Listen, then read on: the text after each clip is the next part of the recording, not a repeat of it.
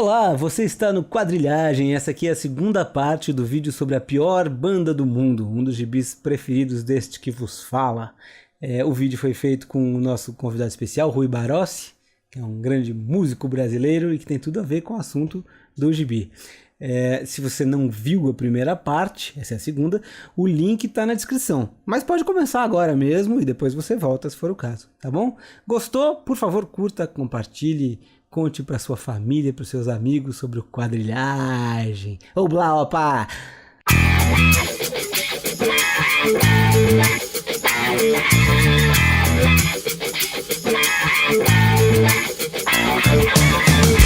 Menino Andrei, você me disse que havia conexões entre a pior banda do mundo e o teatro do absurdo. Como vocês é que se entendem de teatro aqui? Então, é nessa hora que eu tô deixando um episódio cabeção, mais cabeção ainda, falando que ele é conectado com o teatro. É essa arte em que as pessoas normalmente vão quando elas são obrigadas porque um parente está no elenco. Não, tem a escola também. Ah, tem escola, exatamente. Que tem parentes e que você leva, porque é um parente no elenco. É a mesma questão. Então o que acontece com... A gente teve um movimento na Europa, pós-Segunda Guerra, chamado Teatro do Absurdo. E nesse movimento, o que as pessoas faziam é que no meio do desespero causado pós-Segunda Guerra, especialmente pela presença da morte generalizada em todos os lugares, você teve o nascimento o desenvolvimento de uma dramaturgia que já tinha sido plantada algumas décadas antes, uma dramaturgia que se desenvolve em que para que ela encontre para que ela fale de coisas que são profundamente fora do normal, ela faz com que a representação que você faça nos palcos seja a mais real possível. O assunto não é, mas a representação é. Então isso é muito chocante para quem assiste isso da primeira vez. Sejam as peças do Sr. Ionesco, se você já viu a Cantora Careca, o Rinoceronte, se você já viu Esperando Godot, que daí a gente está, que é um espetáculo que deixa as pessoas muito incomodadas, do Sr. Samuel Beckett, para quem vai assistir da primeira vez, e eu fico imaginando como era em 1950 assistir isso pela primeira vez, é muito estranho você escutar as pessoas falando que eles estão esperando uma pessoa chamada Godot e ninguém explica, mas da onde vem, para onde vai, para onde vem, para onde vai, e essa cara de desesperança que dá em todas essas peças, porque você fica desolado com o que pode acontecer, apesar do ambiente profundamente poético que elas remetem. E a pior banda do mundo... Você não fica sempre desolado com a pior banda do mundo. Não, você às vezes você acha até divertido. Tá falando o Lula que não gosta de coisa triste, então não pode. Não, até que eu gosto. Então, quando você tem o quiosque da Utopia, por exemplo, é um desses exemplos em que de repente assim, tudo é real. Um quiosque é real, as pessoas darem sua opinião é real, as opiniões das pessoas, eu quero ser pobre, eu quero ser rico, eu quero fazer isso, tudo isso é real. Mas, obviamente, o assunto que desencadeia de todos esses elementos reais não tem nada de real. Não tem nada de real. E levanta pontos existenciais profundos através dessa narrativa, desses elementos de narrativa. E é nisso que eu acho que existe essa ponte em comum entre esse movimento teatral e o resultado que a pior banda do mundo traz para os quadrinhos. E assim, de questões de usar elementos reais, a gente já falou aqui, a gente já conversou aqui sobre o Seu Ardalém, né? Um episódio anterior, procure, né? Que a gente tem. Ardalém, altamente recomendado. Você leu? Não sei nem o que é, estou curioso agora, eu vou assistir. Depois você mostra. E era só isso que eu queria dizer, desculpa. Sobre o teatro absurdo, todo sentido. Não é uma casa portuguesa, com certeza. Não é com certeza uma casa portuguesa. Eu fiquei olhando e falando isso. A pior banda do mundo é um espetáculo para geeks, né? Geeks literários, né? Tipo, um humor super intelectualizado.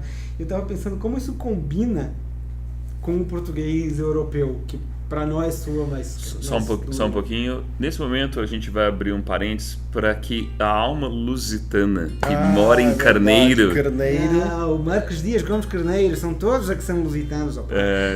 Então aqui o pastel de Belém parou. Aqui. Então, por favor... Aliás, se quiserem mandar pastel de Belém, aceito todos. Não, o que eu acho interessante é que o português original, o português de Portugal, pra gente soa mais formal. E isso casa muito bem com isso que ele está fazendo aqui. É verdade que, assim, essa escolha por uma linguagem mais formal, mais dura, é percebida lá em Portugal também. Inclusive aqui no texto da contracapa eles falam disso, que ele tem essa maneira de se expressar que é muito peculiar, assim, muito dele. Mas para quem lê aqui no Brasil fica uma coisa mais divertida, até essa coisa muito... Porque é isso, realmente é um mundo que remete aos anos 50, inclusive nos costumes. Existe um certo distanciamento que nós não temos mais. Não sei se... Imagina, eu conheci o Rui hoje, já fui abraçando. A gente tá outra época. É outra relação. E aqui não, aqui tá todo mundo... Você tem a impressão de que todas as pessoas vão se encontrar por 50 anos, você tem a impressão que a pior banda se encontra há 29 anos e todo dia eles fazem... Olá. Com 2 metros de distância, né? Não é tão perto assim. Aquela coisa assim. Olá. E as roupas também, né? As roupas deles todas dos anos 50 também. Tá, a moda, tudo. Tem até uma que eu tava lendo hoje que era tira sobre o chapéu, que era o chapéu que fazia o maior sucesso, que você virava de lado e tal. Né? Mas ninguém mais usa chapéu, coisa assim esporádica, então uma coisa... Eu acho interessante essa coisa, esse mundo que é o nosso e não é ao mesmo tempo. E ao mesmo tempo ele faz comentários sobre o mundo atual. Tem uma hora que o cara sonha que os americanos tinham eleito um idiota pela segunda vez. E ele tá na cara que ele tá falando do Bush, porque isso é dos anos 2000. Então estamos na terceira ou quarta. Não, ele nem imaginava que até onde você poderia ir, né? Existe atualmente um movimento que fala assim, o Nixon foi o nosso presidente mais corrupto, Bush foi o nosso presidente mais idiota, e agora veio esse cara e rouba todos os títulos de uma vez só. Putz, não dá. Ele tem todos. Ele captou todos. A gente estava falando dessa coisa dela ser triste ou não, melancólica. É louco que ele fica num limiar entre o humor, um humor meio intelectualizado, assim, meio e uma profunda melancolia e existencialismo, né? Então ele trata de questões profundamente melancólicas e existenciais e ao mesmo tempo tem um humor ali, um sarcasmo que é muito massa. O jeito que ele vai lidando com esses dois lugares de um jeito muito legal, né? Porque é muito triste você saber que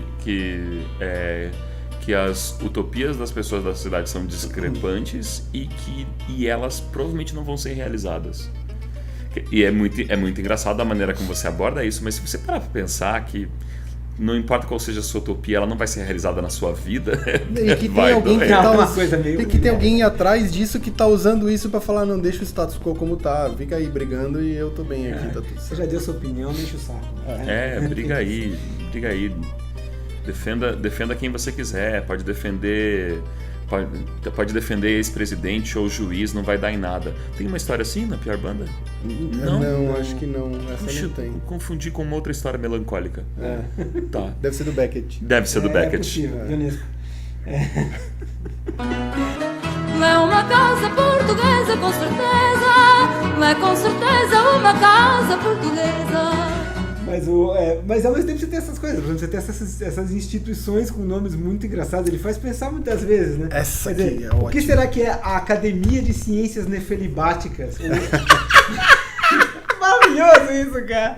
O Parque de Perversões, não é de diversões, Parque de Perversões, Mengel. Esse aparece em várias, né? Várias. E a gente tem que lembrar que eles têm... É o universo que tem a revista mais lida do mundo. Como é que é mesmo? Como é que é o nome da revista? É uma revista de coisas bizarras, né? Que só mostra artistas depois que eles entraram em decadência. Que é muito legal, que é pra mostrar que... Artistas que se fuderam, assim, é aquela... Ó o palavrão, Fernando, linguagem. A gente tava aqui no vernáculo da Pátria Mãe. Por favor, vernáculos bons para fuderam, que não seja fuderam, por favor. Peraí, que agora eu preciso consultar meu dicionário mental. Mas é isso, é aquela atriz de Hollywood que perdeu os 2 braços, coisa desse gênero, a revista. E ainda, né, ele lida com esse tipo de humor negro ainda, porque, tipo, tem umas coisas trash que ele trata... Não, a revista mais vendida do mundo é a revista em que as pessoas veem aquelas pessoas que eram admiradas e invejadas na merda. Olha lá, outra palavra do vernáculo. Então, assim, sabe? Tipo... Na merda é realmente uma palavra muito mais bonita, né? Que fuderam, né? Que fuderam. Então. Muito mais. Essa é mágica. E o Museu Nacional, outra instituição, né? O Museu Nacional do Acessório e do Irrelevante. É isso aqui, ele fica tratando a série inteira sobre o que é acessório e irrelevante. O Museu Nacional é sensacional, porque as pessoas... Você tem alguma coisa que você não quer mais, você deixa. Você vai lá no museu, dá uma visitinha e você larga ali no canto aquele negócio que eles catalogam e acham interessantíssimo. Teve uma que eu li, vê se vocês lembram, do cara que tá andando e de repente ele para e começa a devagar com as memórias dele. E não, porque na minha infância... Só que ele trabalha, tipo, no Instituto de Cronologia Institucional, sei lá. E ele faz esse tipo de coisinha que é massa. Easter egg. Eu tava lendo hoje... E falando dos easter eggs, cuidado para você não ficar só no balão, tá? Porque ao redor do desenho, tem outros easter eggs também. Outras coisas. As placas, os lugares, os nomes. Tem uma história... Assim, é um mundo que é um paraíso nerd. É um mundo que as pessoas, em vez de ir ao recital de música, vão ao recital de geometria descritiva. É um troço muito louco. Recital de geometria descritiva. Daí ficam discutindo se o cara declamou bem o teorema. E eu não sei vocês, o que deixa pra mim mais divertido ainda é porque eu fico lendo com sotaque. Eu não fico lendo em português do Brasil. Eu não tenho essa capacidade. Eu leio com sotaque em voz alta. Né? Nossa, eu tenho... Andando, eu li os espargos ali, eu já achei o máximo. Museu Nacional do Acessório do Irrelevante deixa tudo melhor. Ai, eu não tenho essa capacidade. Nossa, gajo, deixa tudo muito melhorado. É uma melhora, porque eu vejo, acho que... E é uma coisa...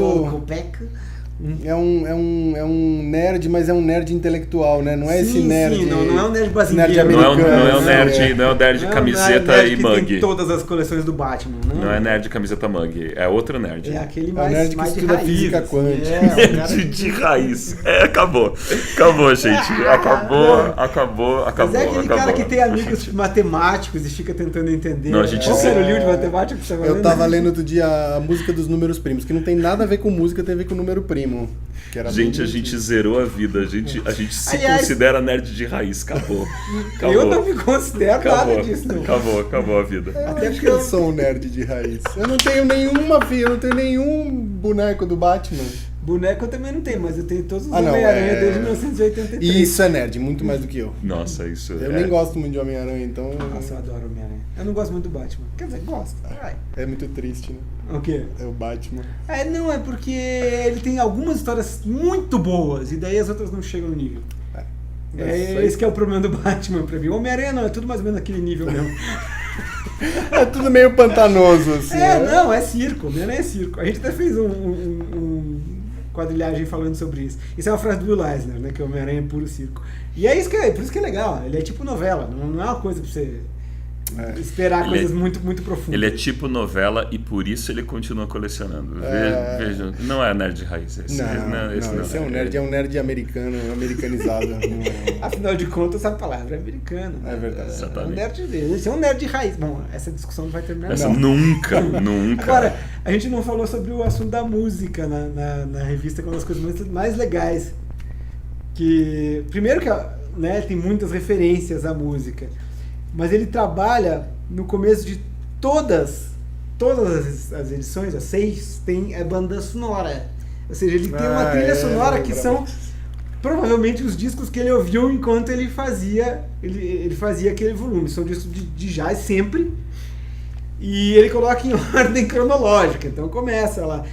Os temas da pior banda do mundo utilizam samples dos álbuns Ed Newport, 1956, do Duke Ellington. E por aí vai. Até a Maria João 96 e por aí. Jura que tem Maria João? Tem Maria João aqui, ó, cara. Só sonzeira, ó. Tem Kind of Blue, Horace Silver com Messengers. Sim, Mingus Aum, tem uns discos bem legais aqui. Cara, é sonzeira. Eu já me pergunto se algum de vocês já pegou, botou essa playlist e fez... Não, a única coisa que Isso é uma coisa que a gente pode fazer com mais facilidade. Porque eu não tenho Isso nunca é coisa fiz. de nerd de raiz. Mas olha, a única coisa de nerd de raiz que eu fiz desse livro aqui, ó, é que eu peguei essa parte aqui, ó, que é esquecida. Cadê? Isso aqui, ó. Que são os acerto de contas. Eu não vi a banda sonora. O acerto de contas. A banda sonora tem o acerto de contas é o que eu peguei e falei assim: deixa eu ver que acerto de contas é esse. Os argumentos dessas 32 incluem aqui e ali pequenas citações e referências que não posso deixar de mencionar. Laurie Anderson, número 6 e 13, Jorge Luis Borges, 17 e 29, pouco por todo lado, ou seja, ele vai contando onde que o escritor ou a obra influenciou na preparação desse capítulo da pior banda. Ele dá um crédito pra todo mundo, bicho. Isso aqui é muito legal, é o cara reconhecendo que realmente... Você olha e quando você vê que o cara tá dando as citações dos autores lá, e daí ele coloca o Bakunin lá no nome da rua, ele já tá citando da onde que ele tá referenciando a vida dele e a obra dele, né? Mas essa ele vai, ó, direto ao ponto. Ó, é aqui, ó. E foi esse que eu nessa história foi esse que eu usei. Nessa história eu chupei de verdade. Não. Na verdade, curiosamente tem uma história que não é chupar, né? A gente vamos ser um pouco mais semana de 22, né? É uma questão de antropofagia. É uma antropofagia cultural. Olha, que eu achei o que eu tinha falado, ó, acabei de achar. É o Instituto Superior de Cronografia e Ciências Exatas. E ele fica parando devagar. No final ele é demitido, né? Mas. É verdade, porque ele perde a noção do tempo. É isso, ele para e fica pensando nas memórias. Aliás, tem isso. Cada uma das historinhas tem um título mais genial que o outro. Por exemplo, essa chama-se O Passo Suspenso da Memória. Que é o passo suspenso da cegonha, né? Porque ele vai se lembrando das coisas que aconteceram em cada lugar por onde ele passa, e cada vez ele chega mais atrasado no trabalho até que ele perde o emprego. É mais ou menos isso. Por exemplo, curiosamente tem uma aqui chamada Os Medos Inconfessáveis, que tem a mesma ideia do Quero Ser John Malkovich. E até coloca ele cita. A história número 10 foi concluída muito antes do filme Being John Malkovich ter sido realizado. Essa aqui que eu falei, eu fui olhar porque ele menciona o Milan Kundera. Eu fiquei me perguntando por quê. É sustentável? Exatamente. O sustentável é vezes do ser. Mas e você acha que essa tirinha tem a ver com sustentável? Eu não li Sustentável. É o único livro do Milan Kundera que eu li. Aliás, gostei muito, mas... Então eu gosto muito. As poucas coisas que eu li eu gosto bastante. Mas enfim. Agora eu fiquei me perguntando isso aqui, ó. Você falou do Dead City Radio. Gravado, tá aqui nos acertos de contas, gravado nos estúdios Dead City Radio, em Lulé, em 2000, ao abrigo de uma bolsa de criação literária do Ministério da Cultura. Como gravado? Ele tá tratando o álbum como se fosse um disco. Né? Ele terminou em 2000 em Lulé, que é a cidade dele no Algarve. É Lulé mesmo, Portugal. Que a Wikipédia não faz pra você, né? A Wikipédia está aí para nos ajudar, gente. E a Wikipédia te deu uma informação errada, né? Desse negócio da peça. Errada não falou da... Não, errada é que eles... gente, esquecemos de dizer isso. Wikipédia erra. Se você não sabia... Vai lá ver a do Trump. Coloca a Trump lá. Nossa, eu vou fazer isso. Mas quer mais errado que isso? Coloca Andrei Mosqueta. Você tá lá? Eu não fiz nada. Tá muito errado. Enfim, mas o fato é o seguinte. Eu descobri na Wikipédia que, salvo engano, há adaptações da Pior Banda do Mundo para outras mídias, né? Tem 2 curtas, curiosamente feitos na Espanha e curiosamente feitos sobre a mesma história, que é o inexplicável labirinto do destino. Imagina quando os 2 diretores descobriram que o outro estava fazendo sobre a mesma. Eles têm que ser concomitantes, né? Ué, mas imagina... Eu só achei uma, tem imagina o francês lá que estava fazendo a história da mulher que cantava mal lá e descobriu que a Meryl Streep estava fazendo do outro lado da cena. Tipo, eu tô fazendo esse filme, os Estados Unidos estão lançando um filme igual. Estados Unidos, quem são os Estados Unidos? Com a Meryl Streep. Oh, sacre bleu, Cagou. Já era. E Mas, Voltando aos curtos. enfim, Voltando ao então tem filme esses dois espanhol. curtas, a gente bota o link pra vocês do YouTube. Eu acho que eles... O único que eu achei não é tão legal quanto a Tira é bem mais interessante. Raramente adaptações são tão legais quanto a obra original. Tem isso. Né? Ainda mais quando são transposições de linguagem, né? Eu acho complicado. E aí tem pelo menos 2 peças que a gente sabe que foram feitas, peças de teatro foram feitas no Brasil a partir da Pior Banda do Mundo. E o Rui assistiu Uma foi o delas. pessoal da UNB, que também eu achei na Wikipédia, que não é o que o Rui viu, e tem essa.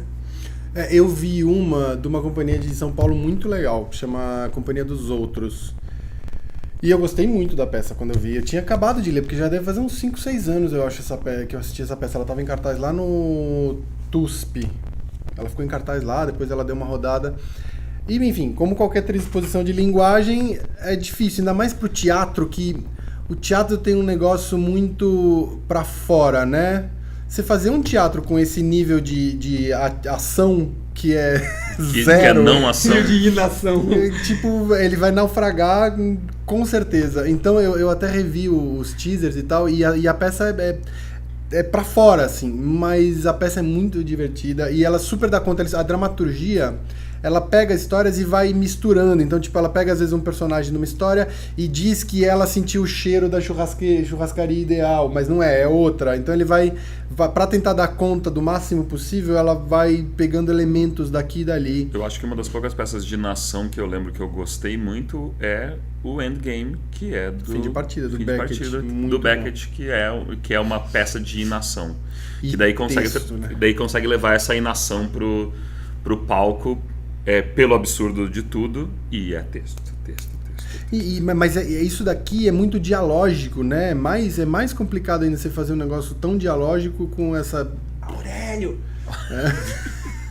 Mas é isso, por exemplo, ó, o Rui deixou aberto aqui, nessa aqui, que são as preocupações metafísicas. é muito boa essa aqui. E daí, de repente, você olha o quadrinho final, que vocês vão ver, tem essa imagem lindíssima que é o cara imerso em pensamentos enquanto ele vai sendo, naquele momento, abandonado.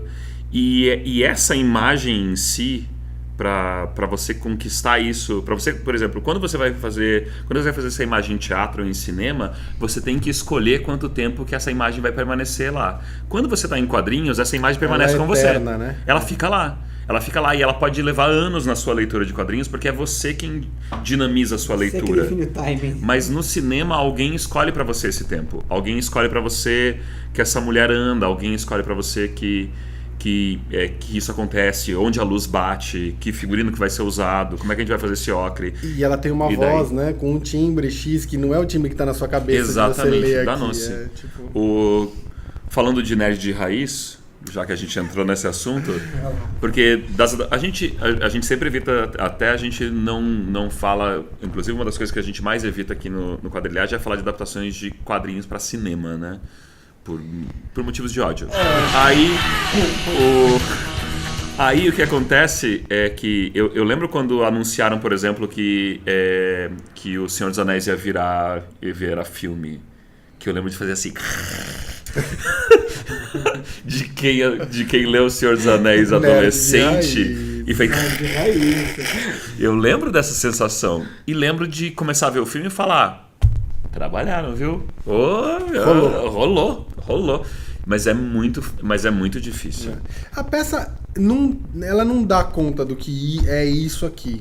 Aliás, no final, quando a gente for falar das outras referências, eu achei uma que pra mim devia chamar a pior banda do mundo, porque pra mim é isso aqui no cinema. Depois a gente fala. Mas a peça não consegue dar conta do que é isso aqui. Mas ela consegue usar isso de um jeito interessante. E eu me diverti pra caramba, dei muita risada. E risada e ao mesmo tempo umas coisas, tipo, não acontece nada. Tem uma cena da peça que eu lembro que é uma festa. E de repente senta 5 pessoas no sofá que cabem 2 e não acontece nada. E fica tipo uns 3 minutos com eles parados, sentados no sofá e nada. Então eles acho que eles procuraram um pouco desse lugar da falibilidade, assim, do que tá falido já. Não, mas a escolha é válida, porque assim, a partir do momento que você transpor para outro meio, é muito bom que de repente você realmente fale: ok, a minha base é essa e agora deixa eu me desvencilhar. Porque afinal de contas é outro meio, né? Quando a primeira vez que eu vi, por exemplo, fotos do do Rei Leão na Broadway, eu fiquei muito feliz de ver a escolha estética que a diretora fez.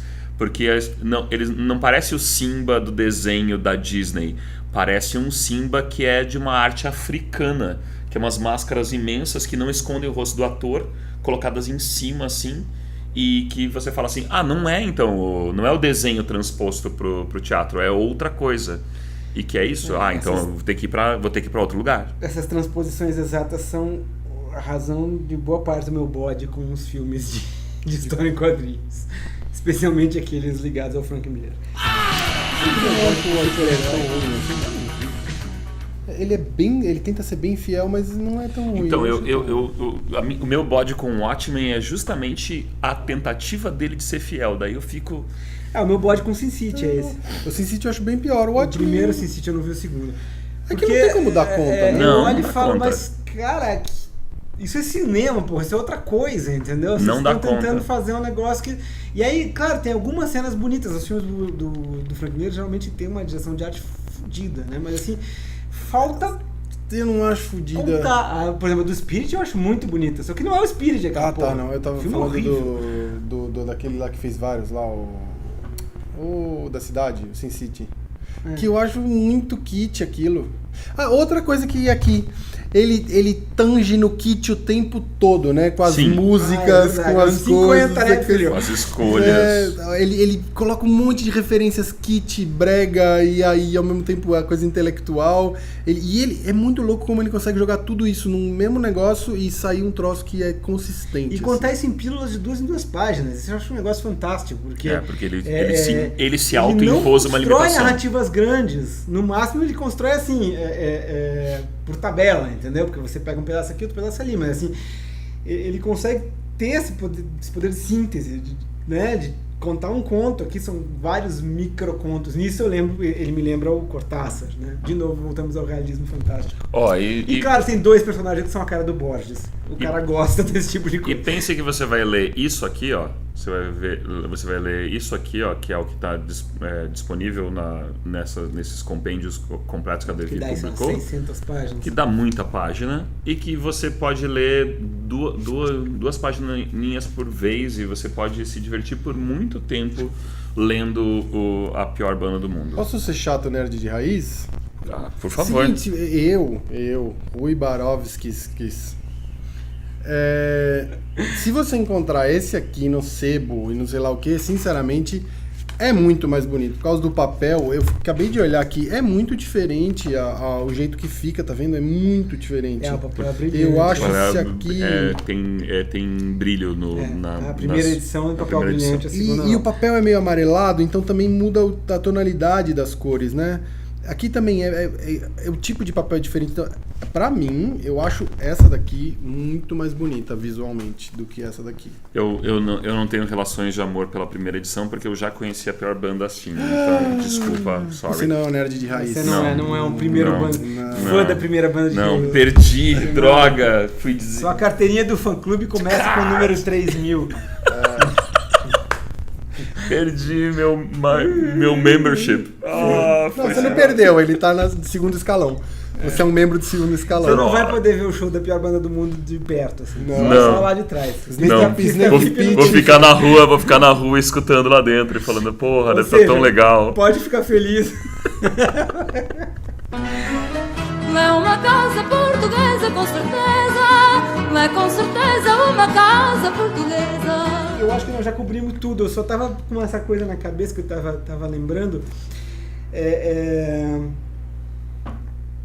Eu gosto muito da maneira como ele tem uma certa obsessão com as nossas preocupações inúteis, né? Por exemplo, tem uma história sobre o cara que descobre que o desejo aproxima. Você é capaz, as coisas se aproximam de você quando você as deseja. Então, o objeto desejado fica mais próximo de você, só que isso é coisa de 3 a 8 microns, entendeu? E aí tem um sujeito que faz a vida dele, dedica a vida dele inteira a trabalhar por aquilo, a descobrir quanto o desejo é capaz, a força do desejo é capaz de aproximar as coisas de você. E sempre assim, o máximo que eles conseguem é 18 microns, que é um nada, né? Basicamente.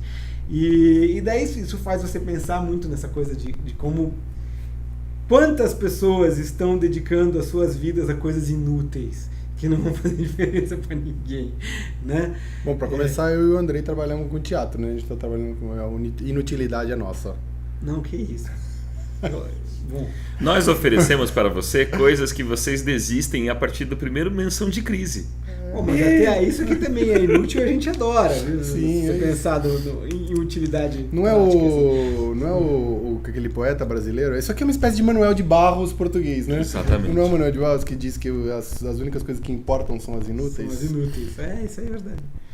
Aliás, tem uma coisa muito de literatura aqui. Você vê, tem uns caras da literatura portuguesa contemporânea, começando pelo Saramago, e depois tem o Gonçalo Tavares, tem o Walter Ugumãe, que faz essas coisas. Na verdade, isso acontece na literatura mundial, né?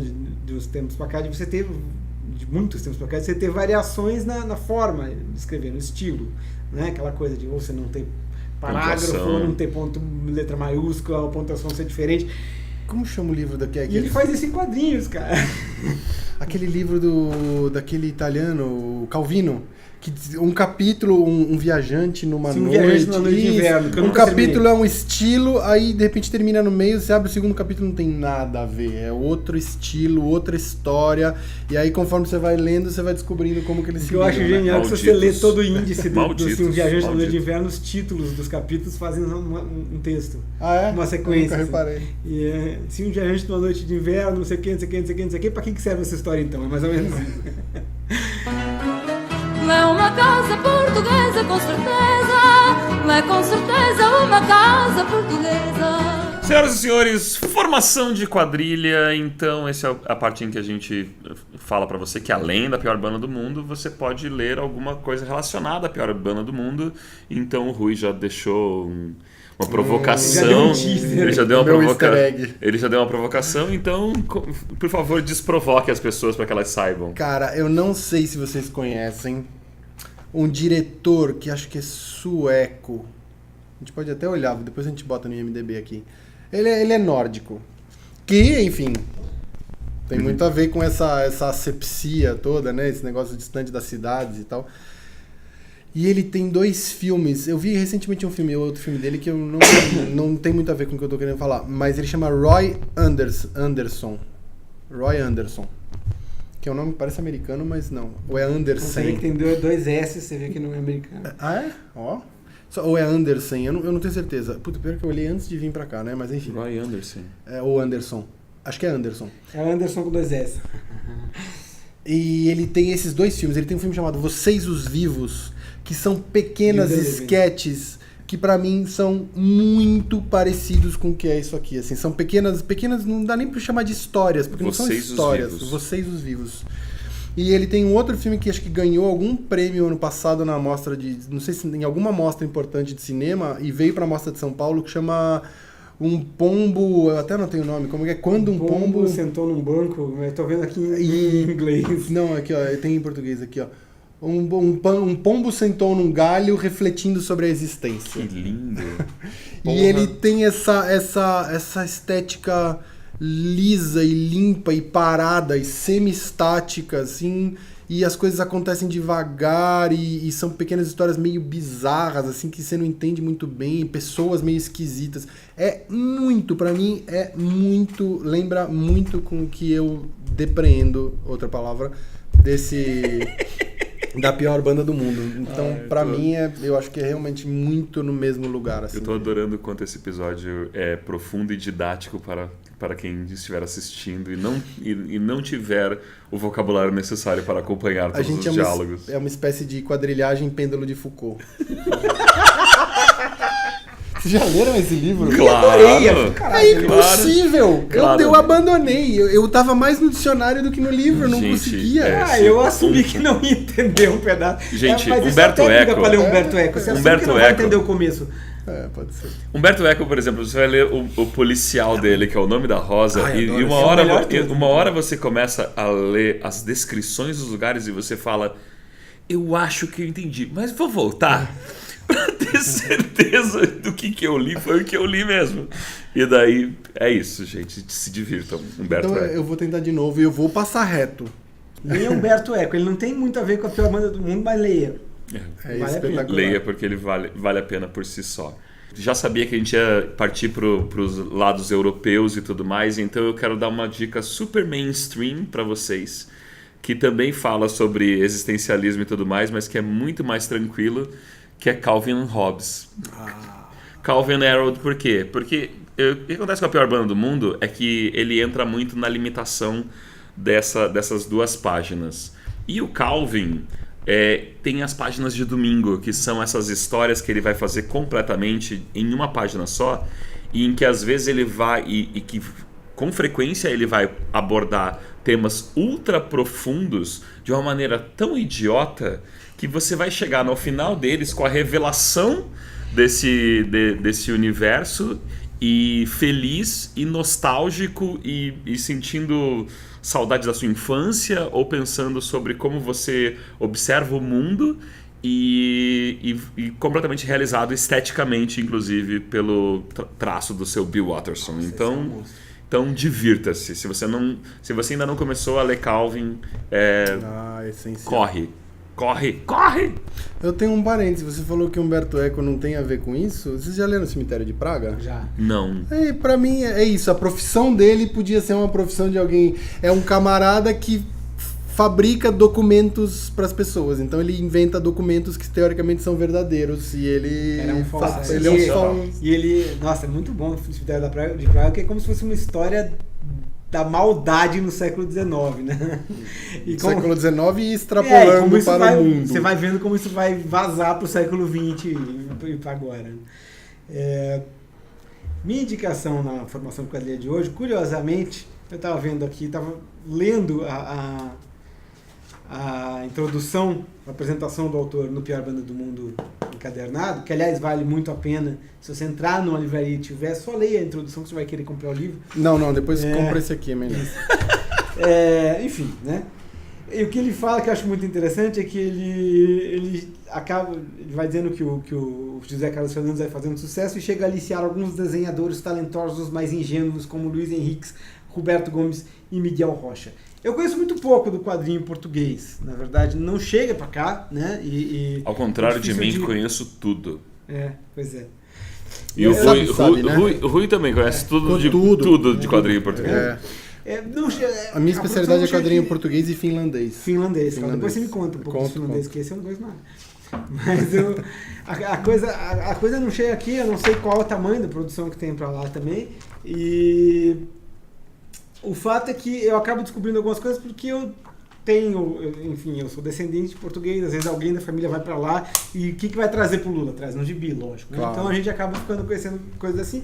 Algumas poucas coisas eu vi em livraria, e o fato é que, junto com o José Carlos Fernandes, o autor mais interessante que eu já vi é o Miguel Rocha, que é um cidadão que tem uma arte muito bonita. Miguel Rocha, eu tenho 2 livros dele, um deles chama-se Borda d'Água, que é bem pequenininho, é de 1999, deve ser difícil de achar, mas tem um outro que, se você tiver com coragem de importar, pela FNAC portuguesa tem. A última edição, que eu não sei se é a única, foi lançada em 2015, chama-se Beterraba, A Vida numa Colher. E é uma história difícil sobre o interior de Portugal, a região do Alentejo, e um cidadão que tem um sítio lá e que planta beterrabas e que só tem filhas e que tranca todas, é uma loucura. Mas a arte dele é muito interessante, muito bonita, é uma coisa que é trabalhada só em cores super fortes, berrantes, é um negócio meio viajante, assim, feito em pastel, e vale a pena, pelo menos, se você conseguir dar uma olhada, já vale a pena pela arte. Por que você perdeu a oportunidade de falar outra palavra do vernáculo? Qual? Lisérgica. Lisérgica. É uma arte lisérgica. Nossa, isso aqui, rapaz. Quem sabe, se você tomar drogas psicodélicas, você vê isso num tom mais próximo do normal, entendeu? Ele desfaz a ilusão. Porque muito chapado, cara. É amarelo com vermelho. Provavelmente tem mensagens satânicas escondidas nesse negócio. Aliás, a mensagem, eu tava olhando, a mensagem da Pior Banda do Mundo é sensacional. Você não quer terminar com ela, não? Sensacional. Gente, vocês querem falar alguma coisa antes de ser a mensagem satânica? Eu só ia falar a última coisa disso aqui, dessa biografia que você estava lendo. ele termina falando um pouco dele, né? E do jeito do mesmo jeito que poderia ser uma descrição de algum personagem dele, assim. A verdade é que não é visto em público há muito, o José Carlos Fernandes, há muito e não possui perfil no Facebook ou quinta no Farmville, dando aso a que pulula em boatos que lhe atribuem ocupações tão diversas como redator dos tweets de sua santidade ou instrutor de badminton e personal shopper de Kim Jong-un, que é o cara da Coreia do Norte lá. Eu acho que eu tenho mais um quadrilhagenzinho curto para passar para vocês antes da gente terminar, porque eu sei que o Lula também é fanático, então quer saber de humor português? Se você veja Mixórdias de Temáticas no YouTube. Mixórdia de Temáticas. Bom, Ricardo Araújo Pereira é o meu comediante preferido no mundo hoje em dia. Então, gosto muito. Veja só pela bobagem que é. Então, senhoras e senhores, esse foi um episódio especial de quadrilhagem com a presença de Mestre Rui Barovskis. E deixando para vocês uma mensagem satânica no final deste episódio. Como pode ser que os dias passem tão devagar e os anos tão depressa? Chupa.